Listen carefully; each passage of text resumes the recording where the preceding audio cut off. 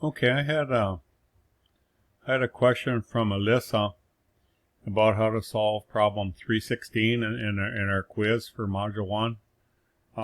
It has to do with finding centered moving average and seasonal average of data. So I wanted to I wanted to show you this screen because if you're taking my MBA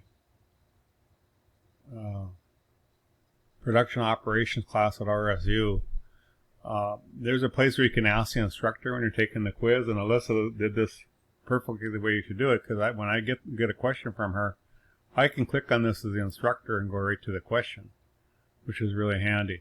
So this is really the best way to ask me a question. And then so I'll be able to go right to the question and see what's going on, and maybe be able to help the student more. Now, one thing you should do when you do leave me a message like that, send it followed up with an email to the email that I gave you on my syllabus, because I don't always check for messages, even though this is a great way to do it. I don't check this every day. So I might not miss it. I might answer back after it's not any good. You know, you might ask me the question on Sunday. The thing's due on Monday, and I didn't see it till Tuesday, right? So if you follow me up with an email, then I'll go look for it. All right. Also tell me what class and what section. Remember, I have 3 sections of this class. So anyway, let's get right into this problem. We want to obtain the daily relatives to the number of customers at a restaurant for the evening meal, given this data. And of course, from my view, I see the answers. As a student, you're not going to see the answers, but in my view, I can see the answers. So let's just go ahead and work this problem out in Excel, and I'll show you how to do it. So let me open up Excel.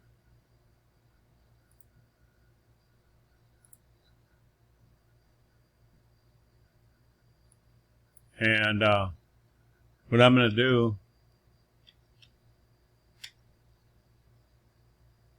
if I can find it here. Here it is. So it says click here for the Excel data file. Well, first I could go Windows Shift S, and I could copy this into Excel just to have it. And I'm just gonna, and then they want to have the problem asks for the centered moving average. I'll go ahead and put that in here. I'm using Windows Shift S as in Sam and Control V to paste these in. So now I'm just going to have this as the answer, and then also they want to use the SA method. Again, I'm just going to paste this in so we have the answers. It says to round it to 4 places. So I'm just going to put this here for a reference. You can look at Excel as kind of a worksheet, right? Now, so I'm going to go ahead and label this since I'm working. I'm going to call it module. We'll call it M1Q problem 316. So we want to put the good thing idea to, so module 1 quiz problem 316. And so when you turn in this, on here, like when you go Module 1, show your work on Excel, this is where you'd attach this work as you do it, right?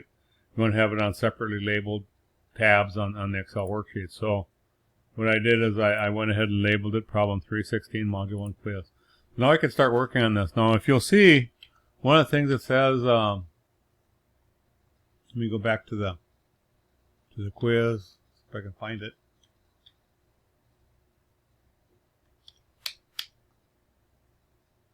Did I lose it? Oh, I lost it here. Hold on, let me go back. So one thing you can see, it says click here for the data, so you don't have to type the data. So I'm going to click that. It opens up and gives me the data. So I'm going to take these, I'm going to copy them. We got to go enable editing. I always remember to, I got to, now it's going to be, okay. So you got to go enable editing. I'm going to copy this into my worksheet. And I'm just going to close it. And I'm just going to go ahead and paste it, let's say right here. And to save space they have them stacked, but really I want them on top of each other. So I'm going to take it here. And I'll take this and put it here. So they're on top of each other. And then we're going to say this is our given.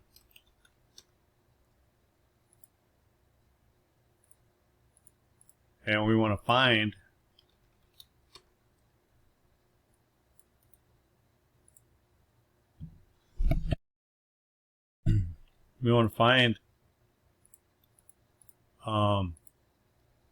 the centered moving average, A. I'm going to abbreviate the centered moving average, and B, the SA. Okay? So for a solution,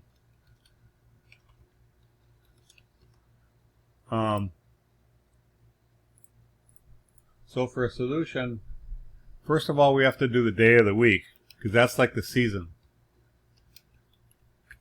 And if you look at this data, you can see it's split into seven weekly days, right? And if you'd actually graph this, just take a look at it. If we went here and we go insert scatter chart, you can see that 4 days is low, 2 days is high, and then the next day is low. 4 days is low, 2 days is high. So it looks like the seasons. The seasons are 7-day seasons. Like every 7 days, the pattern kind of repeats itself, right? So you can see that that's what's going on.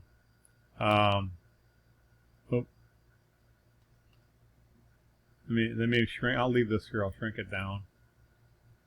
Okay, so you can see every 7th day. So we go day of week. So it's probably weekdays. Maybe this is like Saturday and Sunday, and this is Monday. Who knows? So we'll say it's day. So we'll say it's each one of these is broken into 3, 4, 5, 6, 7. So we have 7 days in a week, right? And I'm going to go ahead and copy this and paste it here, paste it here, paste it here. So we can, because that way we always know this low number is the 7th day of the week, right? Low number there is the 7th day of the week. So the next thing we want to do, we can go ahead and repeat day of week.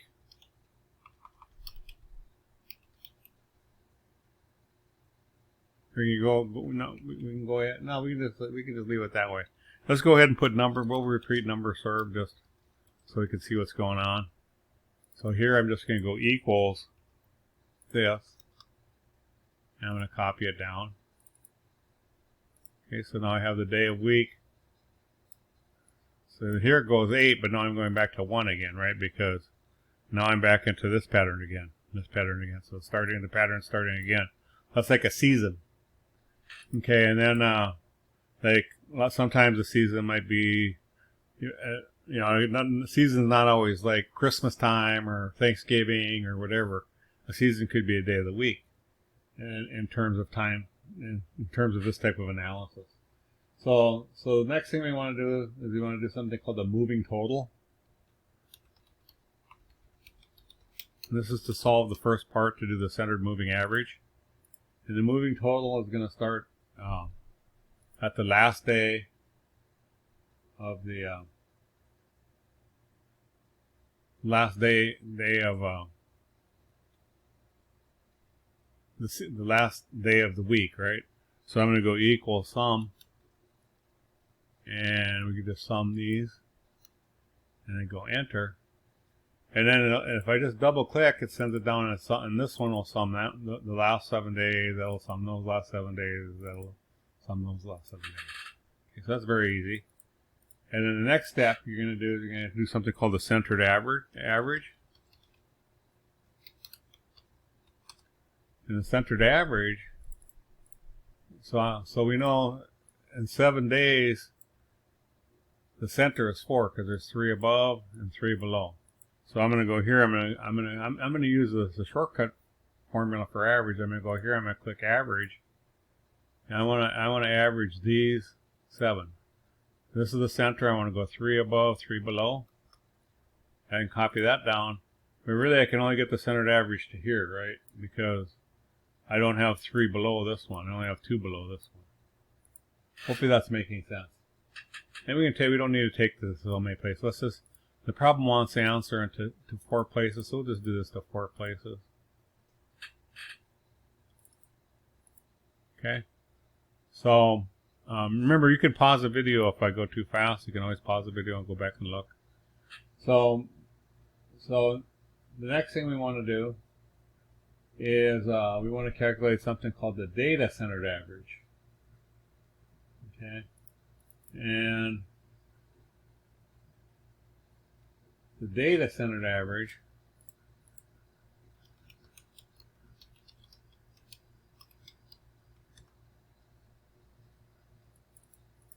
is going to be equal to this divided by this. Again, we just want to take that to 4 places, even though it carries it out to many places. So that's the next thing. Step by step, this is how you're going to do it. Okay, and then finally we can solve for A. Let me just put the answer to A right here. We can go day 1, 2. If I just put 2 days and copy the first 2 and drag it down, Excel's got intelligence. It's going to know what to do. 3, 4, 5, 6, 7. And then we can do something called the centered moving average. So what we're going to do is we're going to sum each one of these where it says 4, and then count and then figure out how many say 4. And then what we're going to do is basically find the average of each one that says 4. Or we'll start with 1. So I'll go equal sum if so we're only going to be doing these right here, these data-centered averages. So I only need to go from here to here. But when I copy this formula down, I don't want it to move down to the next one and the next one. So I have to hit F4 after I highlight it.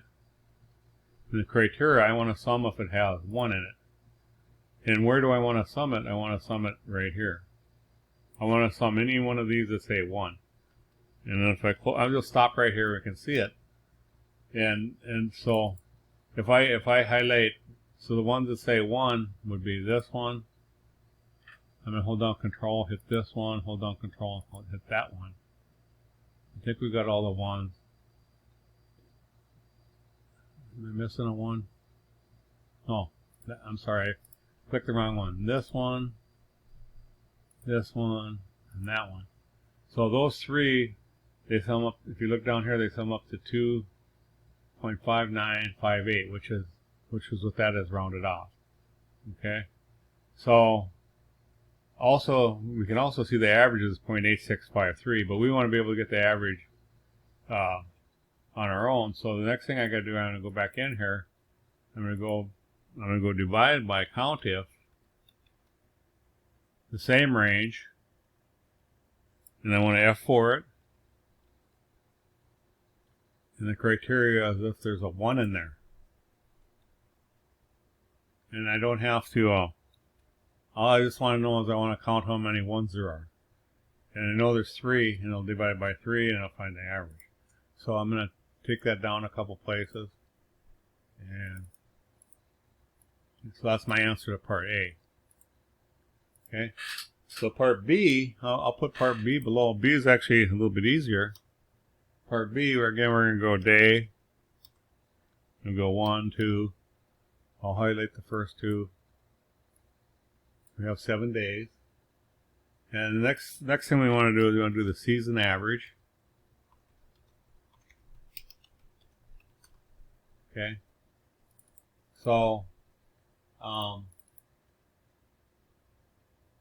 again, now we just want to know. Now I'm not going to do any of this fancy stuff here. I'm just going to go back to this original one. So I'm going to say I'm going to do the average. Like I want to do the average of all the 1s and the average of all the 2s, and or right here I'll average of all the 2s. The average. I guess I have to go back to here because I don't have the 1 set 1, 2, 3, 4, 5, 6. I don't have that over here. So we'll use this here. I want to find the average of that, and that. And we can see it's 83, but we want to do it automatically, right, without having to highlight it. So I'm going to go equals sum if. Again, this is the range. F4. I want to sum it if there's a 1 in there. And then what range do I want to sum? Now I want to sum this range. And then I want to count how many 1s there are. Well, we know basically there's 4 of each, but just to be careful, we'll go count if. The range, again, is this. F4, because I don't want it to move when I copy it down. If there's a 1 in there. It looks like I forgot a parenthesis. I hit a line instead of a parenthesis. 83. And I can copy that down. You can see that this one copies. Whoops, I forgot to do one thing. Look, this moved because I didn't put an F4 in here, so I got to start again. Control Z. I'm going to escape. I have to go up here.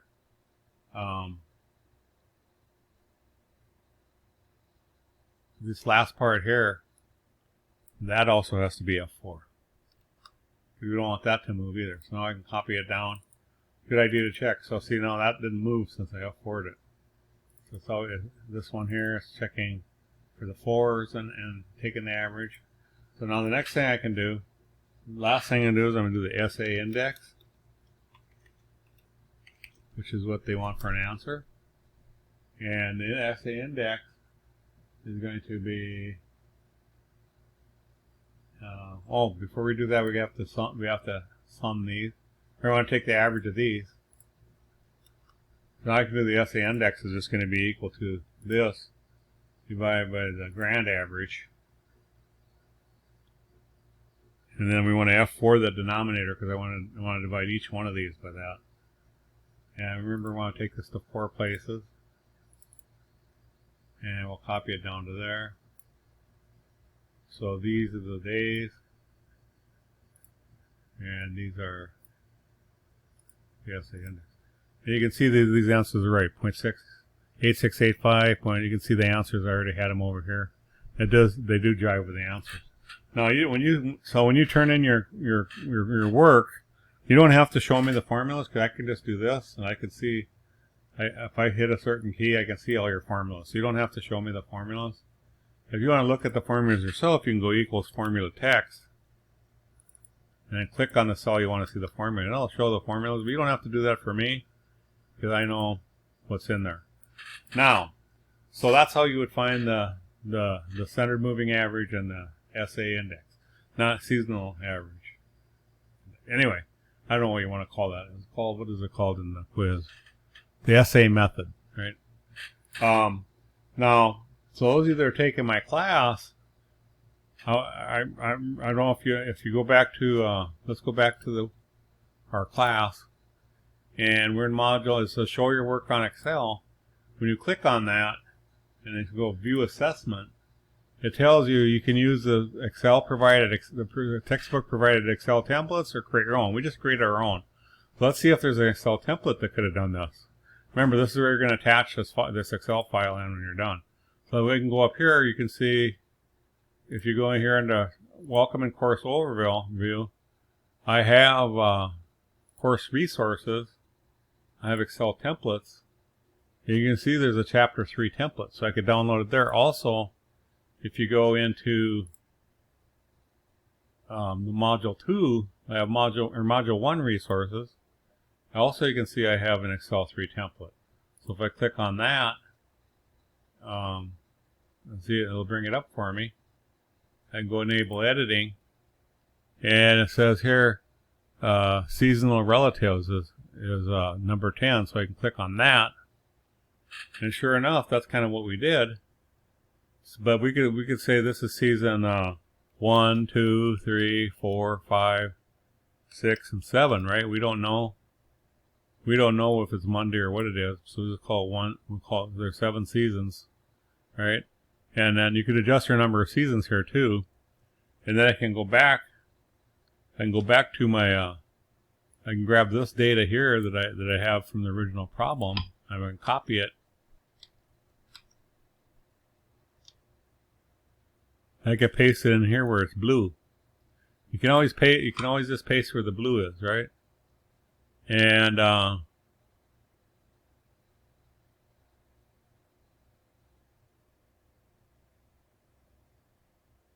Oh, I pasted the wrong thing in there. Let's go back. I need the. I'm going to copy the. I want to copy these numbers. Copy. And paste these in. Paste value. You can see that it gives the same numbers here. These are the answers right here. So you could just highlight this. Or you just send this in, and that's how I got my answer. So now how would I put this into my quiz? I would right click on this down here and go move or copy, create a copy, and what did we name? What did we name that one? Did we name our other one before we create a copy? We have. Let me go cancel. Do we have a name for that one we just worked on? We go file, save as. I'm going to save it into our class.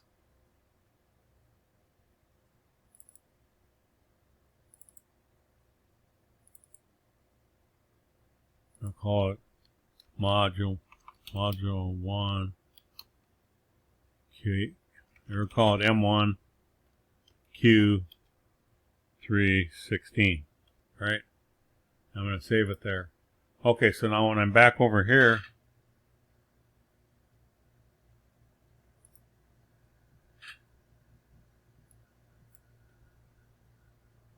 oh, I don't want that. If I can find it. Alright, so I just solved it right here. I put in 1, 2, 3, 4, 5, 6, 7, and I put our data here. And it did, you can see it did everything we did the long way. And it even graphed it for us. It showed like each one of it took the average of each one of those seasons. But anyway, so I want to put this over in show my work area. So I'm going to right click here. I'm going to go move or copy, create a copy. And I want to save it into that spreadsheet, whatever I name that spreadsheet, and we'll put it right here and go okay. All right, and so